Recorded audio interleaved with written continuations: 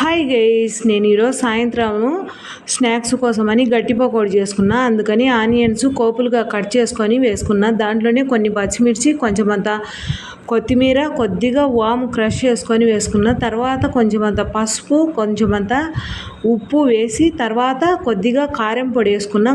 తర్వాత కొంచెమంత సోలా పొడి వేసేసి, తర్వాత కొద్దిగా అల్లం వెల్లుల్లి పేస్ట్ వేసేసుకున్నా. అల్లం వెల్లుల్లి పేస్ట్ వేసేసి తర్వాత ఆనియన్స్ను బాగా మెత్తగా కలిపేసి నీరంతా బయటకు వచ్చేస్తుందండి. తర్వాత ఒక కప్పు, చిన్న కప్పుమైన శనగపిండి వేసేసుకున్నా. శనగపిండి వేసేసి ఇంకా నీళ్ళు ఏం అవసరం ఉండదు. ఆ నీళ్ళతోనే, ఆనియన్స్లో ఊరే నీళ్ళతోనే శనగపిండి సరిపోతుంది. తర్వాత ఆయిల్ వేడెక్కినది దాంట్లో వేసేసి చిన్నవి వేసేసుకొని కాల్చేసుకున్నా.